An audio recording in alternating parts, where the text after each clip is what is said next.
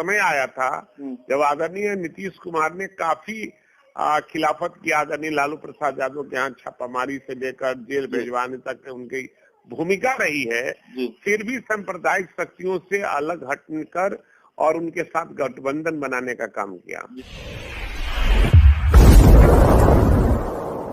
नमस्कार, आप देख रहे हैं धा न्यूज और मैं हूं अभिषेक मिश्रा। इस वक्त बिहार की सियासत से जुड़ी हुई सबसे बड़ी खबर, बिहार की प्रमुख विपक्षी पार्टी आरजेडी की तरफ से आने वाला सबसे बड़ा बयान। और राजद सुप्रीमो लालू प्रसाद यादव दिल्ली से पटना लौटे, उससे पहले यह संकेत आरजेडी की तरफ से कि आरजेडी बड़े खेल पर काम कर रही है और पश्चिम बंगाल विधानसभा चुनाव के नतीजे आने के बाद बिहार में खेल तय है। आरजेडी उस खेल की स्क्रिप्ट लिख रही है।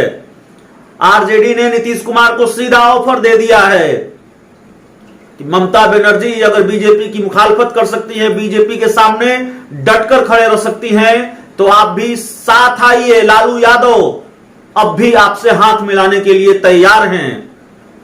बड़ा बयान आया है आरजेडी की तरफ से और बड़े संकेत दिए हैं। पहले ही जेडीयू और बीजेपी के जो रिश्ते हैं उससे यह संकेत साफ तौर पर नजर आ रहा है कि क्या बिहार में कोई खेला होने वाला है, क्या नीतीश कुमार कोई और सरप्राइज देने वाले हैं।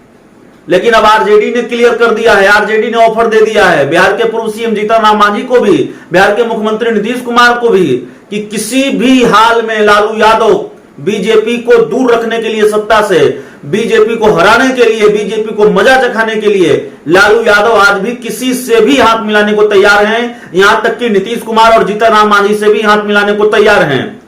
पश्चिम बंगाल के चुनाव नतीजों के बाद आज हमारी लंबी बातचीत हुई है आरजेडी के मुखर प्रवक्ता कद्दावर नेता भाई वीरेंद्र से फोन पर। आप वो पूरा ऑडियो सुनिए। जिस तरह से पश्चिम बंगाल विधानसभा चुनाव के नतीजे आए हैं, उसके बाद जिस तरह का अंदेशा जताया जा रहा था या फिर आपकी पार्टी की तरफ से भी दावा किया जा रहा था कि पश्चिम बंगाल विधानसभा चुनाव के जो नतीजे होंगे उसका सीधा असर बिहार की राजनीति पर पड़ेगा, तो पड़ता हुआ दिख रहा है। सर, हिंदुस्तानी आवाम मोर्चा ने एक तरह से बीजेपी के जख्मों पर नमक रगड़ा और ये कहा कि ममता बनर्जी की जीत बंगाली अस्मिता की जीत है, पश्चिम बंगाल की अस्मिता की जीत है। जेडीयू की तरफ से भी बयान आया कि ममता बनर्जी ने कई चक्रव्यूह को तोड़कर ये जीत दर्ज की है। कैसे देखते हैं इन बयानों को? कल हमारे नेता तेजस्वी प्रसाद यादव जी और आदरणीय लालू प्रसाद यादव जी का भी शुभकामना था और इस चक्रव्यूह को तोड़ने में बहुत बड़ा कामयाबी मिली है। और हमारे नेता तेजस्वी प्रसाद यादव आदरणीय लालू प्रसाद यादव का संदेश लेकर गए थे बंगाल में और उन्हें निश्चित रूप से आश्वस्त हम लोग थे कि निश्चित रूप से ममता दीदी का वहाँ सरकार बनेगी और बनी। तो निश्चित रूप से जिसे खेला हुआ है बंगाल में उस खेला का असर बिहार में पड़ेगा। जैसे ही आदरणीय लालू प्रसाद यादव दिल्ली से इलाज करा के लौटेंगे बिहार, तो निश्चित रूप में बिहार में खेला होवे। बिहार में खेला होवे।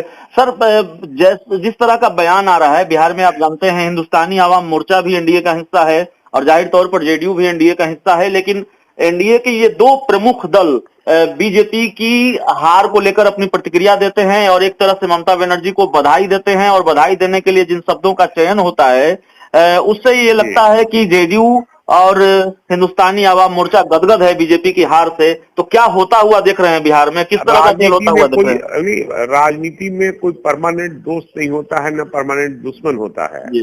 राजनीति में कल क्या होने वाला है, लेकिन बीजेपी के खिलाफ में हमारे नेता आदरणीय लालू प्रसाद यादव, तेजस्वी प्रसाद यादव सांप्रदायिक शक्तियों से कभी समझौता नहीं किया।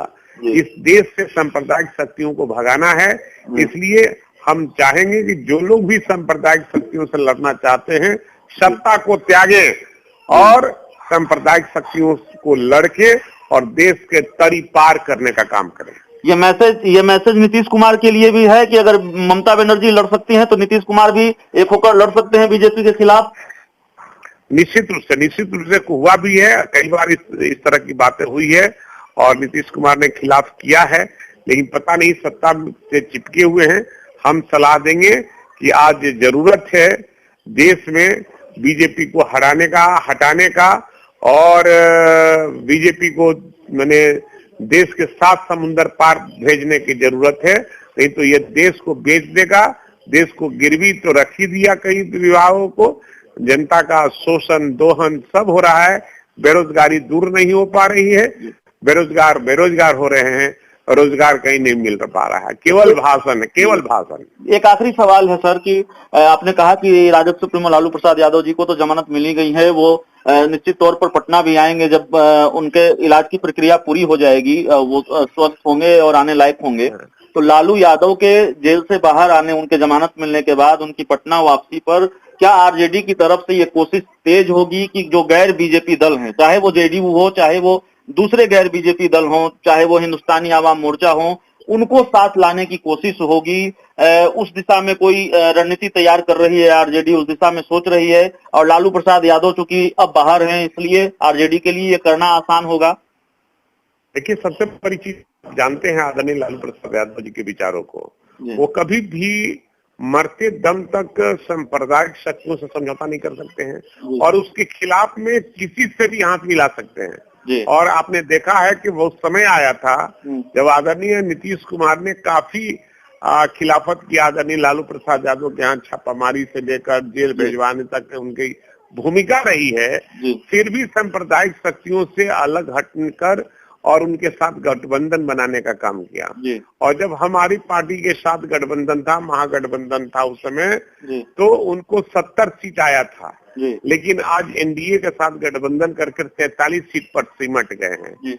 इसलिए हमारे नेता का दिल बहुत बड़ा है, वो चाहेंगे निश्चित रूप से कि बिहार में ऐसा गठबंधन हो, देश स्तर पर इस तरह का गठबंधन हो जिससे बीजेपी को देश से भगाया जा सके।